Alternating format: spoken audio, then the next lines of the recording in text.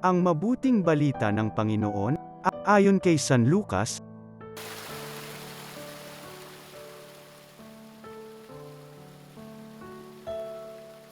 isang araw ng pamamahinga, muling pumasok si Jesus sa sinagoga at nagturo.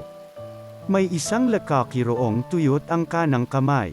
Sa hangad ng mga eskriba at mga pariso na maparatangan si Jesus, nagbantay sila upang tingnan kung siya'y magpapagaling sa araw ng pamamahinga.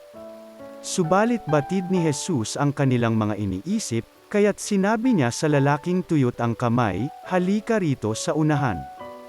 Lumapit naman ang lalaki at tumayo roon. Sinabi ni Jesus sa kanila, "Tatanungin ko kayo. Alin ba ang ayon sa kautusan, ang gumawa ng mabuti o ang gumawa ng masama sa araw ng pamamahinga? Magligtas ng buhay o pumatay?" Tiningnan ni Jesus ang nasa palibot niya at sinabi sa lalaki, "Iunat mo ang iyong kamay." Iniunat nga niya ang kanyang kamay at ito'y gumaling. Nagngingit-ngit sa galit ang mga eskriba at ang mga pariso, at pinag-usapan nila kung ano ang dapat gawin kay Jesus. Ang mabuting balita ng Panginoon.